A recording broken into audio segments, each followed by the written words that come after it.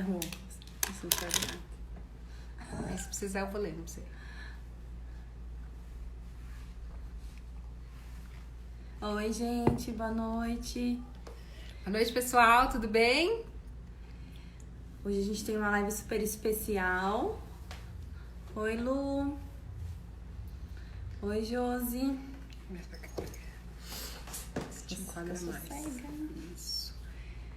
Tudo bem, gente? Doutora Cíntia, Carla, Lívia Nutri. Ah lá, doutora Ana Paula Gotardo. Oi, Carlinha. A doutora Ana Paula Gotardo é a nossa convidada de hoje e ela vai abordar um tema assim que é muito válido, muito precioso e que deixa muitas mães de cabelo em pé, literalmente, que é o refluxo e as cólicas do recém-nascido. Então eu queria que vocês, quem entrou aí já pegasse o aviãozinho e chamasse aí, vou chamar aqui também, chamasse 5 pessoas, 5 pessoas para poder estar assistindo com a gente. É só clicar no aviãozinho do lado e convidar 5 pessoas para poder ver essa live junto com a gente. Olha lá, nosso querido Roberto entrando, Carlinha, vai ser muito útil essa live para você e para Luísa, hein? Olha lá, vai ser muito legal, gente. Esperar a galera entrar aí um pouquinho. Queria pedir, então, reforçar. Convida 5 pessoas aí. Vamos chamar a galera. Imperdível. Pensa em quem tem um bebê pequeno, pensa em quem tá gestante, pensa nessas pessoas aí, escolhe elas, manda o aviãozinho e pede pra entrar, porque vai ser muito bacana, vai ser um bate-papo bem legal, tá? A doutora tem aí muita experiência, ela é gastro, né, Laura? Isso, ela vai se apresentar, ela é gastropediátrica, ela atende no ambulatório da FAMEMA, ela vai se apresentar pra vocês, fora que ela é um doce de maravilhosa e extremamente competente. Que ótimo, gente. Então, assim, vocês vão amar. Isso aí, vamos convidar as pessoas para que todo mundo se beneficie dessa informação que nós vamos ter, né? Para facilitar aí a vida das mamães, facilitar aí os primeiros dias de vida do bebê, né? Para que todo mundo esteja conectado aí. Tá lá meu marido. Para tirar a pulga, essa pulga que fica atrás da orelha das mães em relação a refluxo, em relação a cólica. Cólica, né? As tão temidas cólicas que todo mundo teme. Todo mundo falou, tô grávida, ai meu Deus, já pensa na cólica. Porque vai chorar muito, não vai ser fácil. Também te amo, meu amor. Um beijo, marido. Então, nós precisamos, assim, alertar e convidar mesmo as pessoas para participarem. Não é todo dia que a gente tem um profissional desse gabarito dando essas informações que vocês vão receber aí, que nós vamos, porque nós também vamos nos beneficiar, podem ter certeza. E então, eu queria aí pedir pra doutora. Doutora, você tá aí? Já manda um oizinho pra gente conseguir te chamar, por favor. Vamos aguardar ela. Manda coraçãozinho pra gente. Olha lá, a Tati falando, essa live é pra mim, né? Vai ajudar bastante, Tati querida. Um beijo pra você, Peleninha, viu? Pode mandar um oi pra gente, doutora, de novo. Pra gente te chamar.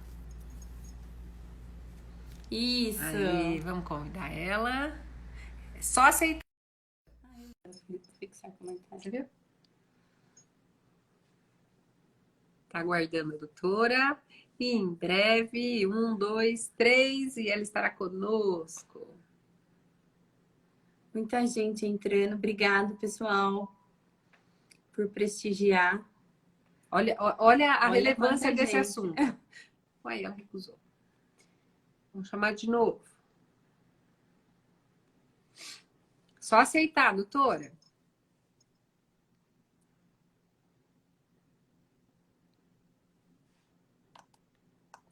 Muita gente entrando, muito legal, gente. Legal. A Ana. Oi, Ana. Assunto de muita relevância, na verdade, né? De mães aí, Doutora, é só aceitar, só clicar o aceitar para você entrar ao vivo com a gente. Muito obrigada, gente, por esse momento com a gente, viu? Agora vai, isso. Oi, Ana. Tudo bem?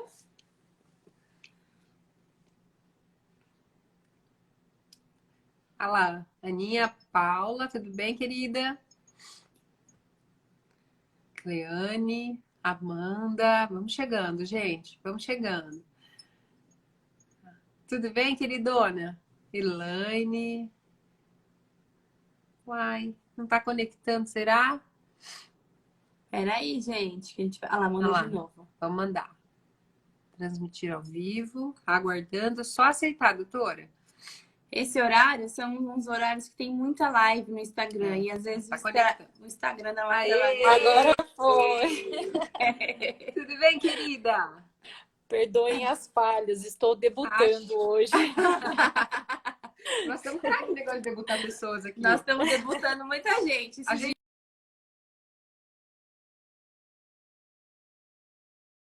Doutora, que bom ter você aqui com a gente. Muito, muito feliz. Obrigada, Obrigada. Laura. Obrigada, né, pelo convite. Eu estou feliz também em estar participando e podendo ajudar as pessoas, as mãezinhas aí, viu? Que bom. Muita gratidão, viu, doutora? Eu queria que você se Obrigada. apresentasse aí, Laura, segue aí. Isso pode se apresentar, doutora. A gente já falou um pouquinho sobre você, mas eu queria que você se apresentasse para o Pode pessoal deixar. te conhecer melhor. Então, meu nome é Ana Paula, eu sou médica pediatra com formação pela Santa Casa de São Paulo, sou médica gastroenterologista, também pediátrica, com formação pela Unicamp. Minha família é aqui de Marília, então fiz minha formação fora, mas voltei para a terra natal, né? Eu trabalho na FAMEMA como assistente de ensino, trabalho na pediatria e na gastropediatria e em consultório também. Muito legal. Que legal. E Lembrando, sou a gente, mamãe do João Vicente, né? Que é o mais isso, importante. que é o mais importante.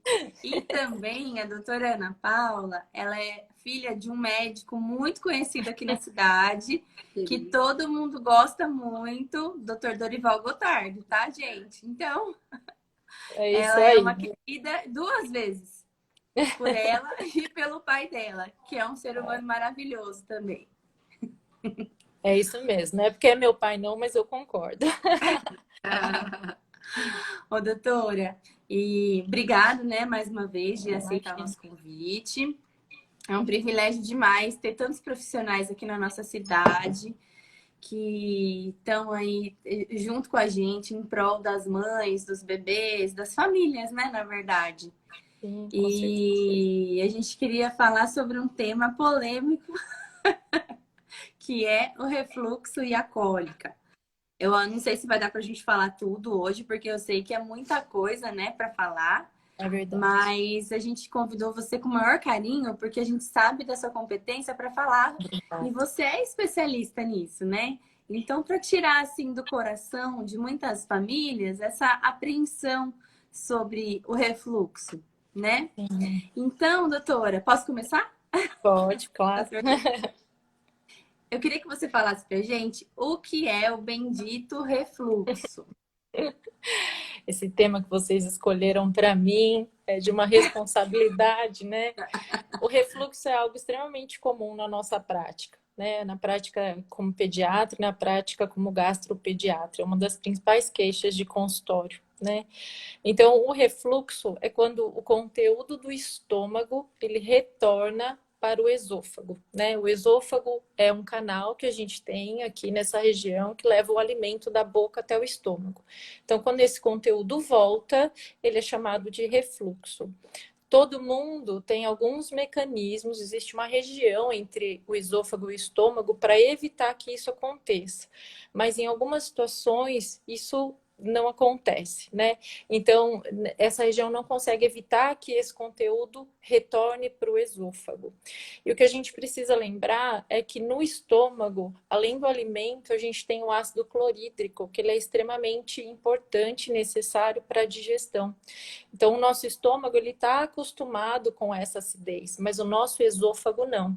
Então, esse conteúdo ácido no esôfago, ele pode sim dar sintomas, dar dor, e isso se torna uma doença que a gente vai falar mais para frente, necessário de tratamento, né? Então, o refluxo, imagina um ácido, né? Uma camada aqui, um epitélio que não está acostumado com ácido e esse conteúdo ele sobe e fica por muito tempo aqui. Então, isso vai gerar dor, desconforto, pode causar lesão, gerando sintomas. Então, isso que é o refluxo, a definição de refluxo.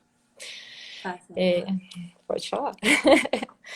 E a gente queria saber se ele é comum nos bebês. Se acontece mesmo isso, sim, se esse choro, às vezes, um pouco excessivo, esse incômodo dos bebês, se isso pode ser considerado um refluxo. Às vezes, voltar um pouquinho de leite também. Se isso é normal, se é comum nos bebês, esse tipo de refluxo. O refluxo, ele é extremamente comum, principalmente nos bebês, né? Mas ele é comum nas crianças, ele é comum até em nós adultos. Então a gente está conversando aqui agora e talvez uma de nós três está tendo um refluxo nesse exato momento, mas a gente não sente, porque é algo rápido, é algo que a gente chama de fisiológico, de normal, né? É quando tem um curto período de duração, ele dura menos do que 3 minutos. Então refluiu, não deu sintoma, isso é o normal, é o fisiológico, né? Nos bebês, isso é muito comum. Por que que é comum nos bebês? Principalmente depois da terceira semana de vida, piorando entre o segundo e quarto mês de vida. Então, tem alguns fatores para que isso seja frequente e comum, né, nos pequenininhos. Então, a gente precisa lembrar que os bebezinhos, eles mamam muito, né? Então, eles passam o dia todo naquele período que a gente chama de pós-prandial, de pós-refeição. Então, isso é um fator de risco para que o refluxo aconteça. Além disso, a gente precisa lembrar que a alimentação do bebê é basicamente apenas, na verdade, líquida, né? Seja leite materno, seja fórmula infantil. A gente precisa lembrar que os bebês ingerem um volume muito grande de leite, né, durante todo o dia. A gente tem alguns mecanismos antirrefluxos e um deles é aquele que eu comentei com vocês, aquela região entre o esôfago e o estômago que impede o retorno do ácido para o esôfago. Nos bebês, essa região ela é extremamente imatura. É como se fosse uma válvula. E essa válvula nos bebês ela acaba sendo frouxa. Então, isso favorece com que o refluxo aconteça mais frequente nesses bebês, né? E além disso, a gente precisa lembrar que a posição predominante dos bebezinhos é deitada. Então, é uma posição que favorece o acontecimento do refluxo gastroesofágico, né? Esse voltar, que é normal, ele acontece na maioria dos bebês. Então, 60% dos bebês, eles apresentam esse refluxo normal. A maioria, conforme a criança vai crescendo, então ela vai ficando mais firme, a posição vai mudando, ela já não fica tão deitada, né? Esse esfíncter ele vai se tornando mais competente, então ele consegue impedir o retorno desse ácido.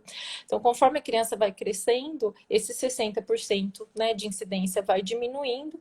Em torno de 1 ano de idade, 90 a 95% das crianças já não tem mais esse refluxo que a gente considera normal, né? Então, a gente chama de refluxo fisiológico ou regurgitação do lactente, que é o normal de acontecer. A gente chama carinhosamente esses bebês de vomitadores felizes. Então, é verdade, a gente usa esse termo, vomitadores felizes, regurgitadores felizes, porque são aqueles bebês que estão mamando, eles param, regurgitam e voltam a mamar numa boa. Ou é o bebê que está sorrindo, regurgita e volta a sorrir. Então, é aquele refluxo sem qualquer outro sinal e sintoma, né? É simplesmente o retorno do conteúdo e a criança é feliz. Então, por isso, vomitador feliz.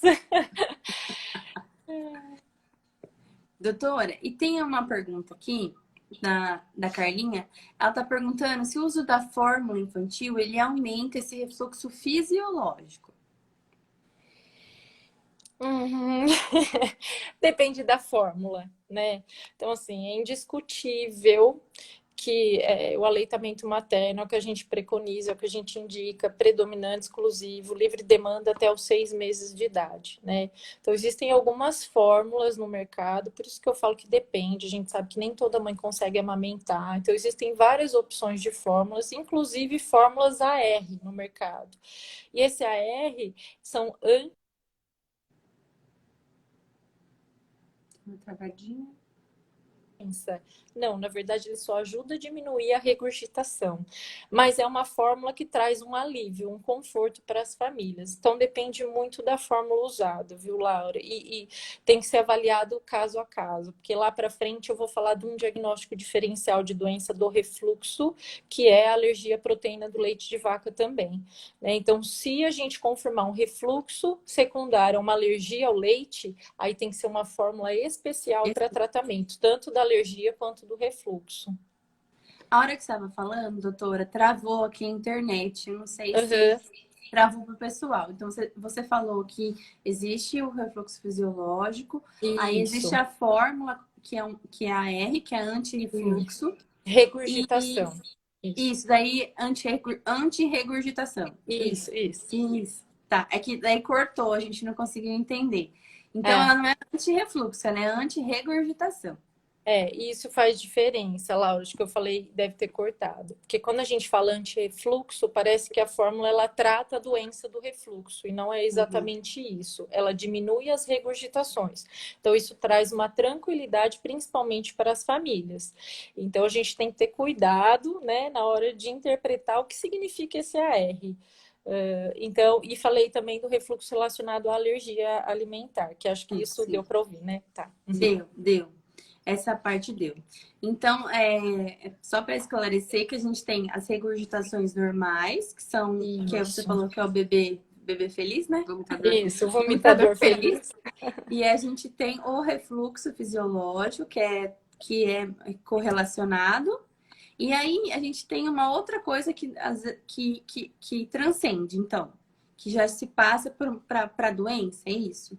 Isso, é isso, Laura. Então, assim, ó, o refluxo fisiológico. Então, o refluxo normal é aquele em que o bebê regurgita, né? Que exterioriza, que vomita, mas ele é feliz, ele não tem qualquer outro sinal e sintoma. Então, é um bebê que vai continuar crescendo e desenvolvendo normalmente, vai ter um bom ganho de peso, não vai ter qualquer outro sinal e sintoma. Então, esse é o que é normal, é o refluxo frequente nos bebezinhos por todos aqueles mecanismos que eu falei para vocês. Mas quando esse refluxo, essa regurgitação, ela vem acompanhado de outros sinais e sintomas, então isso caracteriza a doença e aí é necessário um tratamento. E os sinais e sintomas que acompanham a doença do refluxo são muito variados, né? Então é aquele bebê que apresenta durante a consulta uma perda de peso ou uma dificuldade de ganho de peso. É aquele bebê extremamente irritado, uma irritabilidade que dura o dia todo. É aquele bebê que apresenta um choro excessivo, aquele bebê que tem alterações de sono, então ele tem um sono que a criança é inquieta, ela não dorme, não é um sono reparador. Então a criança pode ter tanta dor que pode começar a ter recusa alimentar, é aquele bebê que não vai querer mais o peito da mãe, não vai aceitar a fórmula, ou que vai ter dificuldade na mamada. E quando eu falo dificuldade na mamada, não é aquelas paradas que o bebê dá durante a amamentação, que pode ser normal, né? Mas é uma dificuldade real mesmo, né? Que precisa ser avaliado pelo médico. Em casos mais graves, a criança com a doença pode evoluir até com anemia, pode ter vômitos incoercíveis, que são aqueles vômitos que não param, às vezes com sangue. Então, são sinais e sintomas bem graves, né? Então, não é só a regurgitação, tem outras manifestações. Às vezes, o que a gente precisa falar aqui também, que eu acho importante, que muitas pessoas usam esse termo, é o refluxo oculto, né? Então, nem sempre a criança vai exteriorizar o refluxo. Então, aquele conteúdo que voltou do estômago, ele pode ficar no esôfago, ele pode vir para a garganta, ele pode sair pela boca, que seria a regurgitação ou vômito, ou ele pode ir até para as vias respiratórias.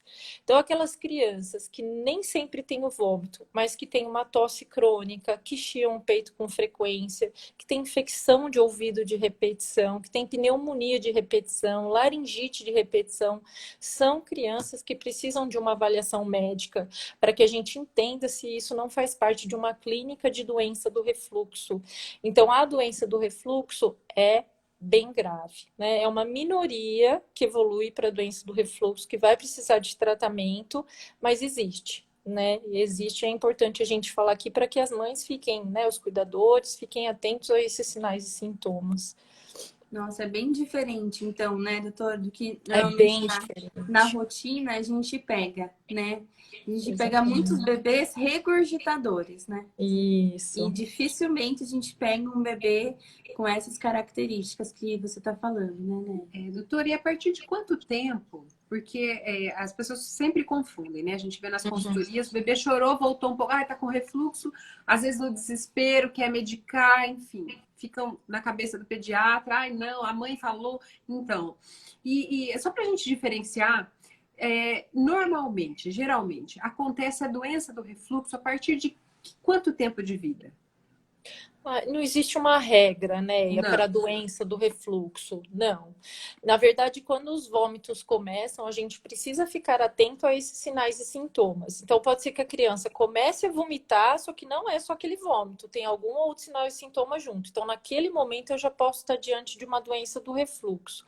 É lógico que o bebê pequenininho, ele não produz tanto ácido clorídrico quanto um bebê Uhum. maior, né? Então, um Sim. RN, um recém-nascido, não produz tanto ácido quanto um lactente. É Então, é irritável. difícil que vai doer, que vai dar sintoma, né? Então, é difícil pensar numa doença grave num RN, num recém-nascido.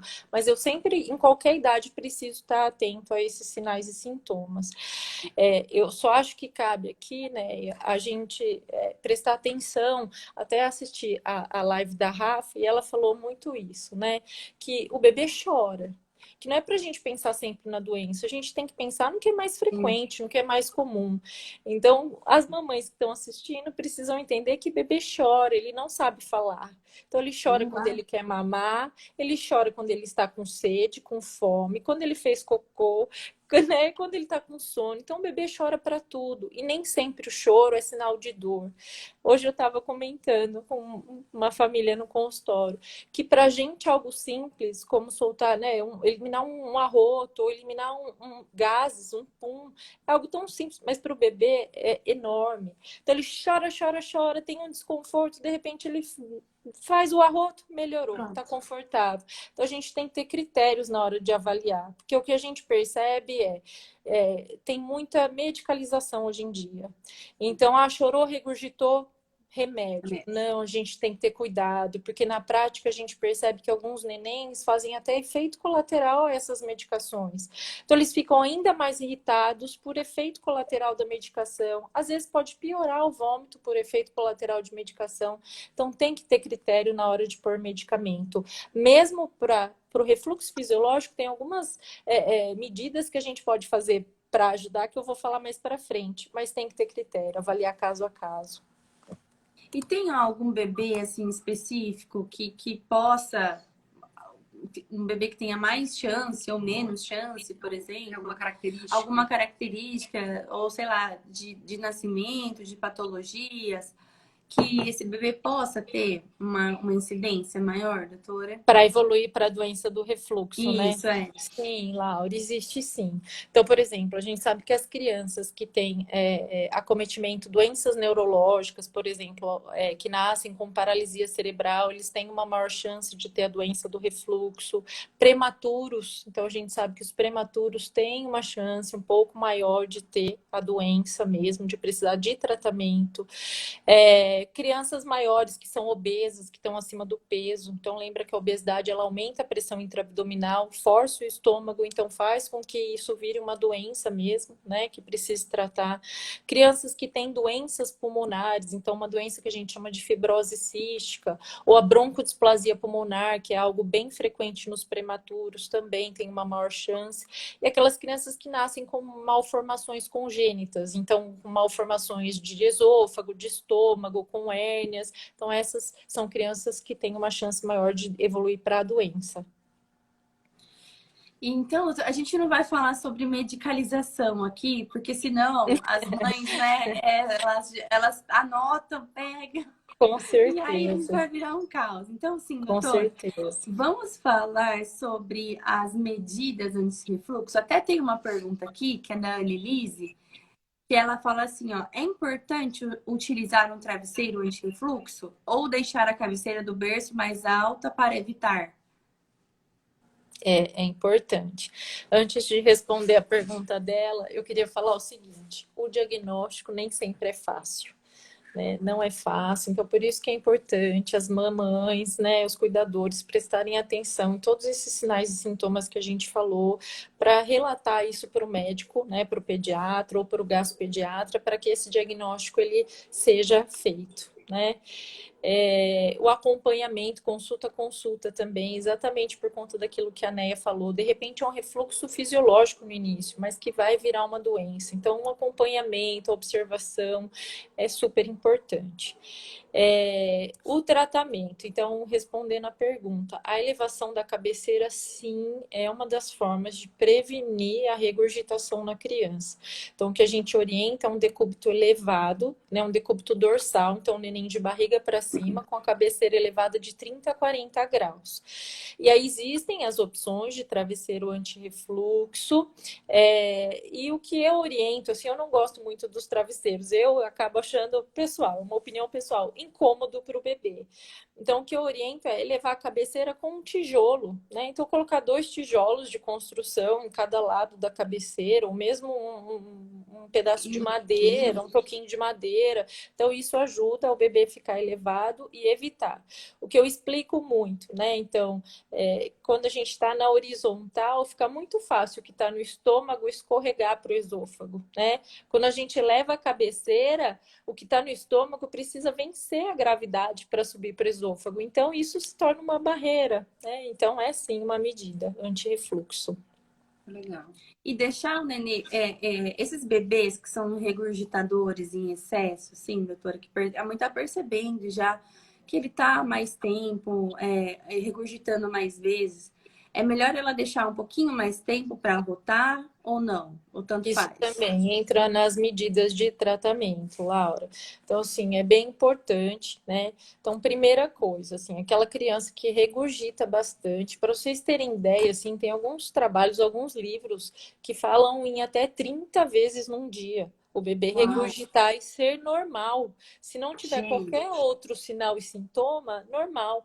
É lógico que isso vai trazer uma aflição, um estresse muito grande para os cuidadores, né? Porque às vezes a criança sente um incômodo, não é dor, mas ela vai sentir um desconforto, gente. É algo voltando para um lugar que não deveria, né? Então, é importante a gente observar. Então, assim, criança está em aleitamento materno exclusivo. Isso não é indicação de desmame, pelo amor de Deus. Tem que manter o aleitamento materno em livre demanda. O que é importante? Verificar, corrigir a técnica. Porque às vezes a criança está muito tempo no peito, né, naquela sucção não nutritiva, deglutindo muito ar. Então, essa deglutição de ar acaba favorecendo o retorno do leite, né? Então, mamou, o ideal é ficar 20 a 30 minutos com a criança de pezinho, na intenção de que ela elimine, né, de que ela rote bastante e que isso ajude no esvaziamento gástrico também. Então, assim, mamou, corrigir técnica de amamentação e pôr para rotar de 20 a 30 minutinhos. Isso é fundamental. Outras coisas que a gente orienta, né? Então, na hora do sono, decúbito elevado, evitar roupas apertadas. Então, às vezes parece algo tão bobo, mas a gente precisa lembrar disso. Aquelas roupinhas que tem elástico na cintura, isso aperta o estômago do bebezinho. Então, isso pode favorecer o refluxo, né? Tem alguns pais que colocam o bebê, né, na intenção de se sentir mais seguros, deitados no bebê conforto. E a posição que o bebê fica, às vezes comprime a barriga, em vez de melhorar, vai piorar. Ou às vezes o cintinho do bebê conforto aperta tanto a barriga que pode favorecer o refluxo, né? Outra coisa que eu comentei hoje ainda, cuidado na hora de trocar a fralda. A gente sabe que o bebê mama e pelo reflexo gastrocólico ele pode fazer cocô logo em seguida. E a nossa intenção é o quê? Ah, tá sujo, vamos trocar, mas ele acabou de mamar. Então, se eu colocar ele no trocador, ele vai regurgitar, né? Então, isso vai me confundir, eu vou achar que é uma doença, porque ele tá regurgitando muito. Mas não, é só porque ele acabou de mamar. E como eu disse, a dieta, né? O leite é líquido e ele mama grande quantidade. Então, sujou, fez muito cocô, preciso trocar? Vamos colocar um decúbito elevado no trocador ou criar o hábito de trocar a criança antes de amamentar. E aí eu espero um pouquinho mais depois, antes de deitá-lo.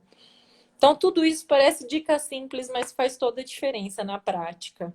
É verdade. Mas eu falo sempre assim, doutora, que nós precisamos entender como o bebê estava na barriga e a gente começar a entender que muitas vezes o que a gente acha que é só fome e aí vai tacando leite e taca complemento porque acha que o leite está fraco e aí o nenê volta e aí já não sabe mais, se perde. Então nós precisamos só entender, é bom senso, né? Entender como o bebê estava, como ele se comportava na barriga e, gente, e pensar assim, nas condições que a gente coloca o bebê, você falou da roupa apertada. Gente, quantas vezes as pessoas soltam aqui porque o botão porque tá apertado e a gente Exatamente. incomoda, né? Exatamente. E agora o bebezinho, tadinho, às vezes tá chorando.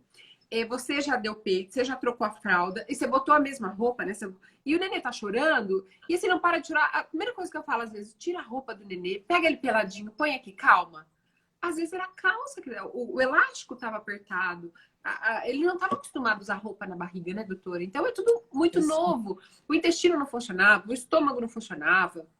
Esse gasto intestinal que a gente sabe que dá trabalho até pra gente, dá pro bebê, e ele precisa se acostumar com tudo isso. Não podia fazer cocô na barriga, não é verdade? É verdade. E É agora isso é uma mesmo, grande né? novidade. Então, quando a gente começa a observar o comportamento do bebê, como era na barriga, como ele tá agora, as dificuldades que é para fazer um pum, soltar um arroto, fazer xixi, é tudo uma novidade. Isso tem que tranquilizar a gente. E tem que parar de olhar e achar que tudo é doença, tudo é fome, tudo é doença. O nenê só. Não, tá chorando, tem alguma coisa errada. Eu até Exatamente. falo para eles: é a comunicação. O choro é a Exatamente. comunicação do bebê, não é? Exatamente. A gente sabe que é algo angustiante, principalmente É. quando se é mãe de primeira viagem. Isso eu estou falando com uma prática agora. Antes eu só tinha teoria, agora eu tenho a prática. Então, é angustiante quando você vê o seu filho chorando e você não sabe o que está acontecendo, né? Não vem com manual de instrução. Né? Então, esses primeiros meses a gente está se conhecendo, então angustia, mas a gente tem que parar de pensar que tudo é problema, que tudo é doença, e entender isso, que é uma forma de comunicação. Ele vai chorar por tudo, né? E tranquilizar, né? Exatamente. Assim, nasce um bebê, nasce uma mãe, um coque no cabelo e a culpa aqui, ó. A culpa fica aqui te falando o tempo todo que é culpa sua, que você. Ai, mas por que você não fez isso? Não, se mamou e chorou é porque eu comi alguma coisa, e nós já desmistificando isso um pouquinho da alimentação da puérpera, né? Mas se o neném é culpa minha, tudo é culpa minha, e aquele fracasso, e tem mulheres que não conseguem amamentar por vários motivos, né? E aí ela se sente mais fracassada, e quando você vê, essa mulher tá aí dentro de um furacão, fazendo uma depressão e entupindo o bebê de remédio. Quando às vezes, só de levar numa gastro, só de conversar, e de uma avaliação de um profissional capacitado, vai esclarecer muita coisa também sobre esse sistema, né, doutora, que está começando a funcionar agora, né? Com certeza, né? Eu acho que orientação e apoio aos familiares é tudo. Né? Então a gente vai tranquilizar, né? A gente vai explicar que isso é algo transitório, que para o bebê não tem dor nenhuma, né? Não causa dor, que não tem no refluxo fisiológico indicação de medicamento, não tem, né? Então com essas medidas que a gente falou, isso muitas vezes já ajuda e muito. Então isso vai trazer uma segurança para os pais, vai reduzir a ansiedade, o estresse, isso vai melhorar até o vínculo entre a família e o bebê. Né? Então, melhorando o vínculo, eles vão se conhecer melhor e todos esses sintomas, essas angústias melhoram também. Né? E a gente não vai precisar medicar, né? Conversa, orientação. Isso aí. Passar essa paz, né, doutora? Que a senhora passa. Exatamente. Já é muita coisa, né? Já é muita coisa. É muita coisa. Se sente acolhida e em paz, assim, com alguém que te passa tranquilidade, né? Sim, lembrando que a live vai ficar salva, tá? No YouTube. Então, para quem entrou agora, para quem perdeu, para quem estava trabalhando, não conseguiu assistir, tem um link na nossa bio aqui do Amamente Marília. Lá tem a página do YouTube, é só clicar que vai direto para o YouTube. E amanhã já vai estar lá, viu, doutora? Se quiser falar para alguém que não conseguiu assistir, pode falar para assistir por lá. Tá bom? Pode deixar. Tem mais alguma coisa sobre o refluxo, doutora, que a senhora gostaria de falar? Eu acho que uma coisa que a gente não falou, Laura, e até era o tema da nossa live, assim, são sobre as cólicas também, né? Que eu acho importante a gente pontuar aqui. Que quando a gente fala lá nos sinais e sintomas da doença do refluxo, eu falei que o choro excessivo é um dos sinais e sintomas, né? Um sintoma, na verdade. Só que a gente precisa lembrar que existem outras causas de choro que começam na mesma idade, na mesma fase das regurgitações, por exemplo, as cólicas, né? Então, também existe aquelas cólicas que são comuns, que são fisiológicas no bebê, no lactente, né? Então, tudo que a gente fala aqui de fisiológico é o normal. E a fisiologia dessas cólicas acaba sendo uma imaturidade intestinal. né? Então, o bebê nasce e tudo nele ainda é imaturo. É o que a Neia comentou, ele precisa aprender tudo, como que funciona, né? Ele precisa amadurecer todos os sistemas, inclusive o intestinal. Então, por conta disso, ele acaba tendo cólicas, que a gente chama de fisiológica, cólicas normais. E essas cólicas, elas são extremamente características. Normalmente, elas começam, né, com o bebê, assim, na segunda semana de vida. E é aquele bebê que passa o dia inteiro bem, feliz. Começa a dar no relógio 5, 6 horas da tarde, ele começa com um choro inconsolável, que você já deu TT, que você já trocou a fralda, você já deu banho, nada tranquiliza a criança. E ele chora, chora, chora, chora, chora, sem parar. Ele se contorce, ele mexe as perninhas, ele fica vermelho. Então é a mesma coisa do refluxo, é algo angustiante que a gente quer que melhore, a gente quer sentir aquilo por ele, mas é algo que não é doença, não é algo orgânico, é algo do desenvolvimento. E isso angustia a gente, né? Nós médicos de alguma forma, por quê? Por ser uma imaturidade, por fazer parte do desenvolvimento, não existe um remédio 100% eficaz. Ele realmente sente aquela dor, mas por imaturidade eu não tenho um remédio eficiente. Então eu posso dar analgésico, eu posso dar um antigases, eu posso dar alguns remédios, mas nem sempre vai ser eficaz. Então, para isso também entram algumas medidas, por exemplo, o exercício da bicicletinha, que a gente fala tanto, que parece bobagem, parece ineficaz, pelo contrário, ajuda demais. A própria mãe, né, ou o pai, fazer uma massagem com movimentos circulares no sentido do relógio, ajuda o bebê a eliminar gases, então alivia muito essas cólicas também. Então, tudo isso pode ser coincidente. Então, a gente pensar que a criança tem uma doença do refluxo, na verdade, ela tem um refluxo normal com uma cólica normal, né? Então, por isso que uma conversa sempre, né? Uma boa anamnese, uma boa história clínica, um bom exame físico são fundamentais para a gente não pensar em doença e não sair dando remédio para todo mundo. Até um tempo atrás, a gente falava que essas cólicas normais duravam até os 3 meses de idade. Há alguns anos a Sociedade de Pediatria ela revisou isso e agora a gente sabe que não dura até os 3 meses, que pode durar até os 5 meses. Então, isso angustia bastante as famílias, mas a gente sabe que essa cólica com horário marcado, ela pode durar até os 5 meses de idade, tá? Uau! Doutora, então a gente tem a diferença da cólica o desconforto também, né? Que muitas famílias às vezes têm essa angústia, porque às vezes eu explico assim, ó, você imagina o intestino, ele é um cano oco, um cano de torneira. Aí a hora que você abre aquela torneira, vem aquele barulhão, né? Aquele barulhão da água passando, e aí o neném não entende também o que é aquilo que está acontecendo lá embaixo. E aí ele se contorce, ele prende, ele não sabe até o momento que ele solta também, né? Porque eu falo que deve ser angustiante ter esse barulho do trânsito intestinal, que era uma coisa que ele não tinha também. Então, acho que a gente tem que deixar bem claro assim, a diferença entre cólica clássica e o desconforto gástrico, gastroentérico, por exemplo, que é a parte de fazer o cocô, de soltar o pum, que é tudo uma novidade. Igual a Né falou, na barriga não pode fazer cocô, né? É Então, isso assim, mesmo. não dá pra fazer cocô na barriga. Então, assim, Exatamente. quando ele vai para fora, que ele nasce, ele tem que aprender tudo do zero. É isso mesmo, Laura. É algo tão simples para a gente, mas que o bebê é um aprendizado muito grande, né? É isso mesmo, e gera um desconforto muito grande, é isso mesmo. E por isso que medidas simples, como por exemplo o exercício da bicicletinha, a massagem, muitas vezes aliviam, né? É bastante eficaz. Para cólica, né, doutora? Para a cólica e mesmo para esse desconforto que você está relatando também. E então a gente também evita de medicalizar, né, doutora, nesses casos? Sempre. Essas medidas iniciais às vezes funcionam e a gente não precisa chegar até a medicação.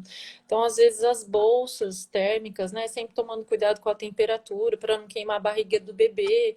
Mas essas bolsas térmicas, bolsa de erva, nossa, é muito bacana, gente. Funciona de uma forma que a gente não tem noção. Então, é bem legal essas medidas. São bem legais. A Dani está perguntando aqui, voltando um pouquinho na parte da regurgitação.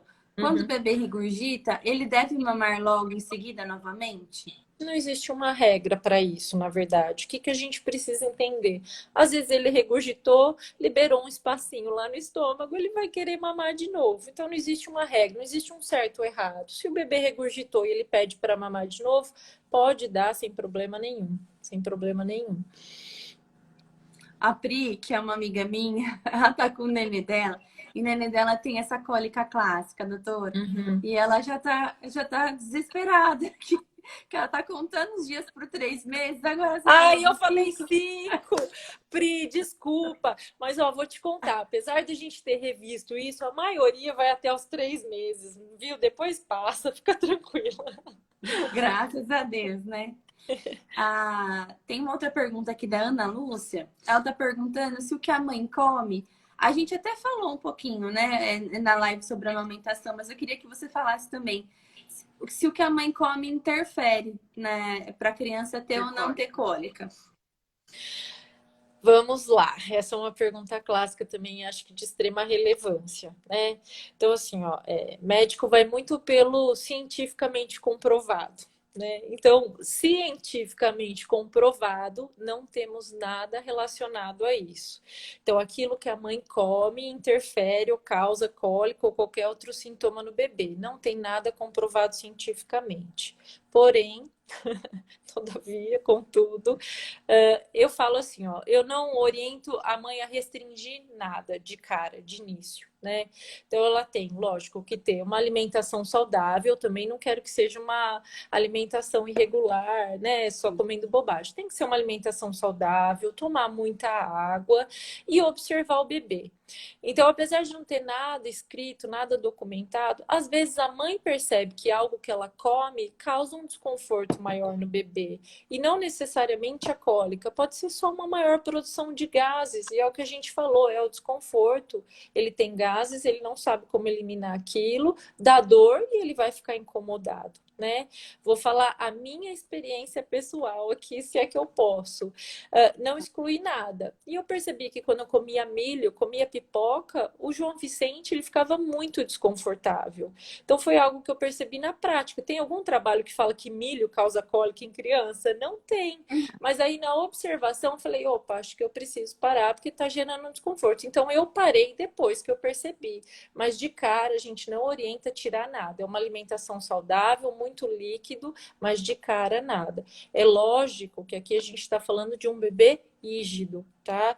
Quando a gente faz um diagnóstico diferencial com alergias alimentares, aí sim, a mãe tem que ter alguns cuidados na alimentação, precisam ser muito bem orientados, né? Mais uma vez, né, doutora, ressaltando a questão, observe seu bebê, observe seu bebê, observe seu bebê, observe seu bebê. Em todas Exatamente. as questões, observe o bebê, né? Eu falo que a gente ama uma pessoa completamente estranha, né? Então a gente começa a trilhar um relacionamento. Às vezes eu pergunto pra mãe assim, faz quantos anos você tá com seu esposo, com seu marido, né? Ah, tantos anos. Eu falei assim, então, você nem conhece ele direito, né? Imagina esse cidadãozinho que É não bem fala, isso, Laura. né? E que você tem que decifrar o que ele quer e que você ama incondicionalmente. Então, assim, observe, olhe, perceba, toque seu filho, que aí você vai conseguir decifrar esses enigmas que às vezes estão na nossa cabeça, que o bebê tá tudo bem, a nossa cabeça é que tá cheia de coisas que estão se perdendo por aí, né, doutor? Isso. É isso mesmo, exatamente. Exatamente isso. Doutora, a Tamires, ela teve um bebezinho prematuro, se eu não me engano, foi 32 semanas o bebê dela. E ela fala que ele foi diagnosticado com, eu não sei a idade cronológica que ele tá agora. Uhum. E ele foi diagnosticado com refluxo, tá fazendo uso de medicações. Ela queria saber se essas medicações ela vai tomar para a vida toda, a nenê, ou se tem alguma fase da vida que existe uma cura. Ah, não, a cura chega para a maioria, Laura. A Tamires perguntou, né? Não Foi. precisa tomar a medicação a vida inteira, não. Normalmente a gente começa, né? Quando faz o diagnóstico da doença do refluxo, a gente usa por 2 ou 3 meses a medicação e pode começar a tirar e ver como que a criança evolui. Se ela tá assintomática, se ela tá bem. E se ficar bem, ok, não precisa mais de medicação. O que a gente precisa reforçar aqui, né? A criança ou até o adulto, né? Quando tem uma doença do refluxo diagnosticada, por mais que melhore para a medicação, tem que se cuidar, porque a chance de voltar, a chance de ter novamente, ela existe, né? Então precisa se cuidar quando as crianças dela forem maiorzinhas também, cuidado com a alimentação, né? Mas não é para a vida toda o remédio, não. Fique tranquila. Ô, doutora, falta 15 minutinhos pra gente acabar aqui. Uhum. Falei pra você que era rápido? É te avisei. verdade, passa rápido. Passava voando, né?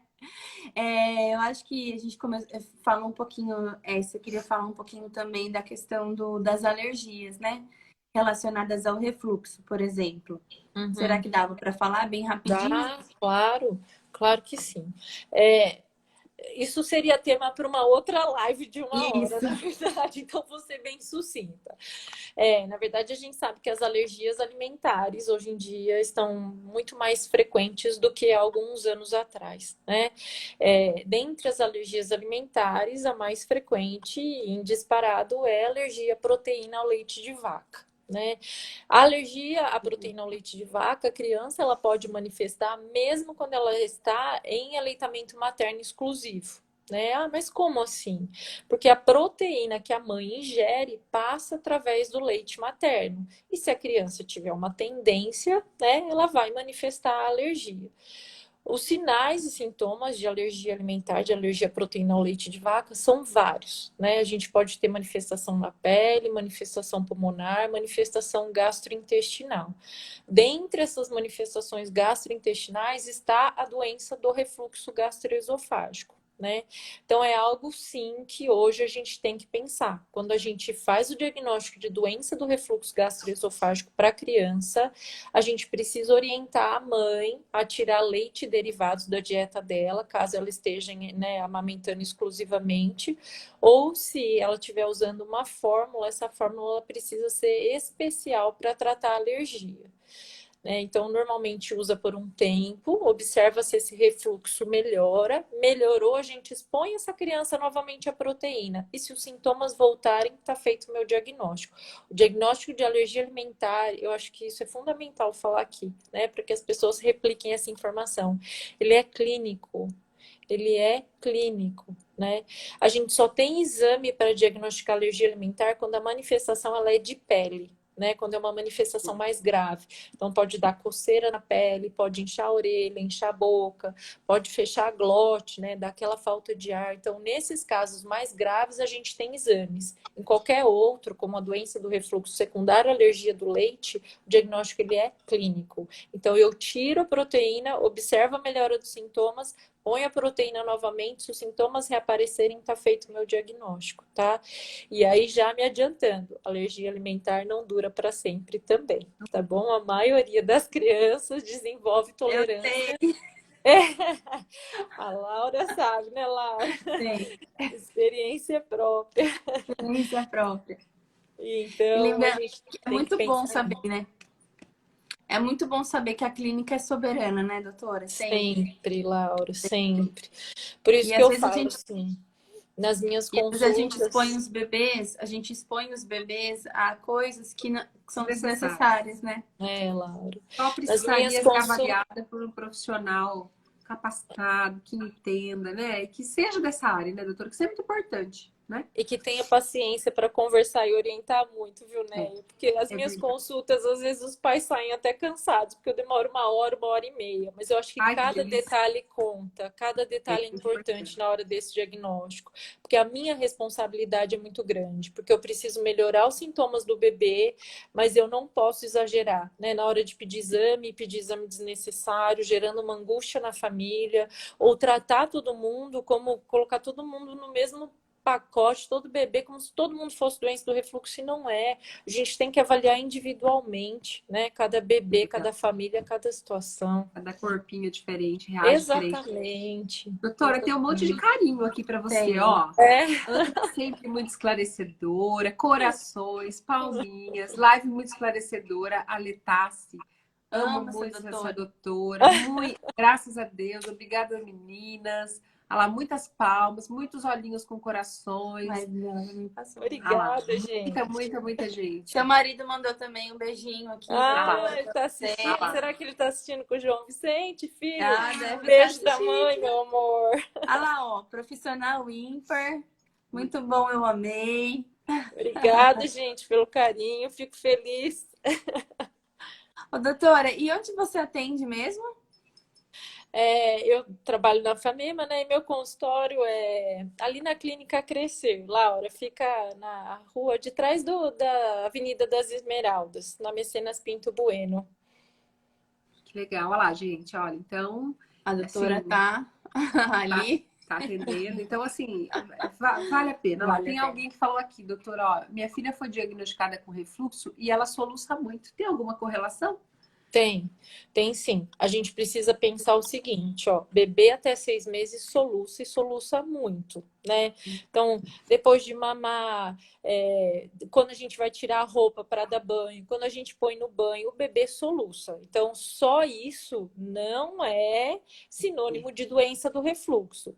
Então, se eu tiver um excesso de soluço, né? E isso dura até os 6 meses. Vamos supor, a filha dela tem uma idade maior. Então, o soluço depois dos 6 meses já é um indício de que algo talvez não esteja certo, né? Ou se eu tenho antes disso soluço com algum outro sinal e sintoma, pode sim ser um sinal de doença do refluxo, mas não só o soluço. Ó, soluço, né, gente? Soluço é normal, né, doutora? Sim, absolutamente. Soluço com outros sinais e sintomas. Ah, ficando bem claro para todo mundo. E tem um carinho aqui, ó. Adoro suas consultas. O Cauê ouviu sua voz e ficou todo feliz. Oh, Presta... que beleza! É a Presta Vânia atenção. falando. Ah lá, e outra já dizendo, perfeito, eu já quero essa pediatra pro meu bebê. Ah lá. Nossa, gente, obrigada pelo carinho. Que linda. A mãe que comentou do soluço disse que o bebê tem 45 dias. É bem novinho. Só o soluço pode ser absolutamente normal. Então, só precisa ter cuidado com isso, tá bom? Uhum. A Thaís puxando nosso saco, doutora. A Thaís farmacêutica. Que falou linda! que nós somos maravilhosos. Ela era do nosso ambulatório. Que legal. Saudade, Thaís. Tudo de bom para você. Doutora, tem mais alguma colocação que a senhora queria deixar aqui para todo mundo? Faltam 8 minutos para a gente acabar. Laura, eu acho que para a gente fazer considerações finais, assim, eu acho que a gente precisa sempre pensar no mais comum. Então, lembrar que o mais comum nos bebês é sempre o fisiológico, é sempre o normal, né? É uma minoria que vai precisar de tratamento medicamentoso, seja para cólica, seja para refluxo. Então, a gente tem que ter muito cuidado. Estabelecer uma relação muito boa com o médico, com o pediatra, né, para que eu forneça todas as informações, ele ouça tudo e faça um diagnóstico correto, evite medicar sem necessidade, né, evite pedir exame sem necessidade, que como eu já falei, eu acho que isso gera uma angústia muito grande na família, muitas vezes. E acho que tranquilizá-los, assim, de que a maioria é fisiológico e que uma minoria é doença, é o pior, né? E acho que fazendo essas medidas que a gente conversou aqui vai ajudar bastante a todas essas famílias, essas mamães que estão ouvindo a gente. Acho que é isso. E sobre o que a gente falou, né? Mas uma outra coisa que eu queria falar aqui é: quem puder, fique em casa. Tá? A gente está vivendo essa situação tenebrosa que não tem previsão de acabar, e principalmente para as mamães, né, as grávidas ou as que tiveram um bebê recentemente. Então eu falo que eu sou uma pediatra muito chata, que eu falo para não visitar no começo, que pode pôr a culpa na pediatra chata.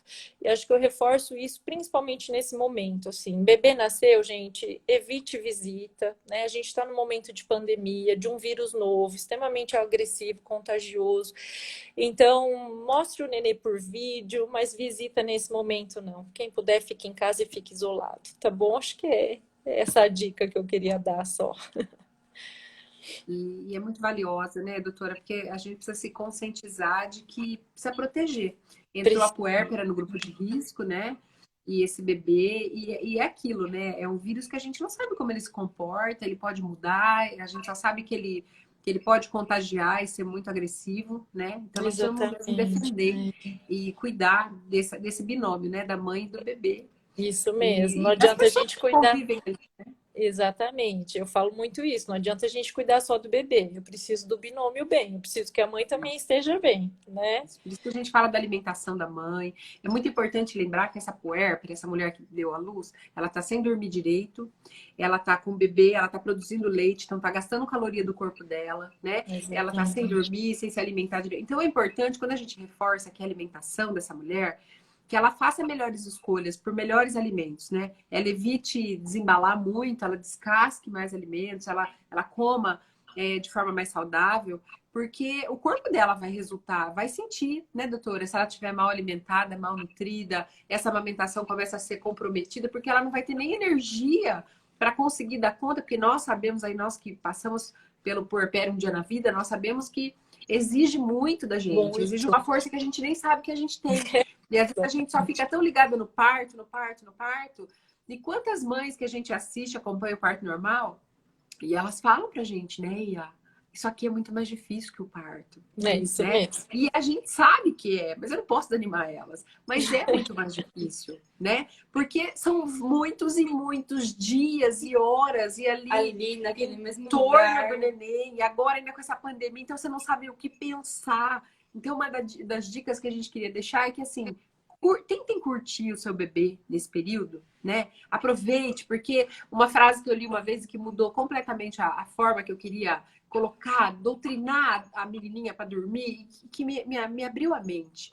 E eu uso ela muito nas consultorias, é que, assim, você vai ser mãe uma vida inteira. Ela vai ser bebê uma vez só. É, E passa exatamente. voando. Então, apesar da pandemia, apesar das dificuldades, da restrição de visita, tenta curtir essa fase. Tenta aproveitar o seu bebê, sente o cheiro, toca seu bebê, tenta decifrar, entender. Olhar, marcar aquele olhinho né? fechadinho. Tão Aquele lindo. olhinho fechadinho, assim, ó, que não abre direito. E você vai passando os dias, Exatamente. você não lembra mais daquela fase, né? É isso mesmo, exatamente isso. A Neia falou Aquelas e fases disse de agora. peito dolorido. Tudo isso vai passar, né? A gente fala pojadura vai passar, o bico rachado vai passar. Vai passar. É claro que se você buscar ajuda, vai passar de forma mais suave, né? Com certeza. Buscar um profissional que tranquiliza, um pediatra que te oriente, te tranquilize, né? Busca as consultoras aí para ajudar nessa questão da pega, para passar de forma mais suave. Lembrando que a gente atende também, continuamos atendendo com todas as medidas de biossegurança, com capote, máscara, luva, álcool gel, sapato lá fora, tudo aquilo que a gente pode fazer, mas nós entendemos que é muito importante esse acompanhamento também, né? Mas tentar, gente, curtir, aproveitar. Nós não sabemos, né, na verdade, dia de nada. amanhã, né? Nós temos que viver, nós só temos hoje, por isso que ele chama presente, né? Exatamente. Então, abraçar, cheirar esse nenê e ser grato por essa chance, não é, doutora? A É gente isso poder mesmo. ter perto dos nossos filhos, não é? E Falou sentir a disso. felicidade, amamentar e passar a noite em claro, isso aí não vai durar para sempre. É Vai isso chegar uma hora que vai mudar, ele vai sozinho pro quarto dele, eu tenho 20 anos, tranca o quarto e fala tchau, mãe. Tranca o quarto. Vai chegar essa fase para todo mundo. Então, não tem Exatamente, né? É isso mesmo. O início é realmente difícil, né? A gente não sabe, eles não vêm com manual de instrução, mas passa rápido, realmente. O primeiro mês é tenebroso, não vou mentir, É o pior, né? mas passa. Mas passa. E depois é só alegria. É tipo igual agosto, né? A gente acha que não vai acabar nunca o primeiro mês. É Mas bem acaba, isso. né, doutora? É bem isso, exatamente. Eu tenho certeza. Não vai. Amanhã a live nós, né? Ô, doutora, amanhã Oi. eu e a Neia, a gente vai retomar uma live sobre amamentação. Uhum. Então, todas as mães, assim, a gente não vai abrir caixinha de pergunta dessa vez, porque a gente essa vai tem que retomar responder. as outras, porque foi muito tumultuado, a gente não conseguiu responder todo mundo. Então, amanhã, esse mesmo horário, a gente vai estar aqui falando sobre amamentação, tirando as dúvidas que já estão anotadas, que as meninas passaram. E a gente queria te agradecer, assim, do fundo do nosso coração, todo esse amor, esse carinho. E a gente vai tirar uma foto. Uma print. Uma Vamos lá. print. Faz uma. Eu não sei. Aí. Faz um sorrisão. Aí. Instagram também, para todo mundo curtir, todo mundo comentar, todo mundo seguir a doutora Ana Paula. Isso aí. Que eu acho que agora vai dar uma bombada de pergunta lá na sua caixinha. Depois dessa posição. Eu preciso me acostumar com essas modernidades, gente. Vamos com calma. Mas aí todo mundo pode procurar a Clínica Crescer, né, doutora? Tem no Facebook Sim, também, pode Clínica sim. Crescer. Tem os dados lá. Isso. Eu estou à E muito disposição. Eu falo que é meu papel esclarecer e tranquilizar as famílias, que eu acho que tudo vai melhor. Eu agradeço muito o convite, viu? Gosto muito de falar, fiquei bem tímida com essa estreia aqui, mas acho que deu tudo certo, acho que deu para a gente fornecer bastante Super informação Foi ótimo. importante. Agradeço o convite e tô aí. Se quiserem programar um outro assunto, é só a gente Ai, combinar. que ótimo. Vai desligar, ó. Vai Beijo. sair, gente. Um beijo no João. Obrigada. Agora pode falar dele. Ó, Obrigada, doutora. obrigada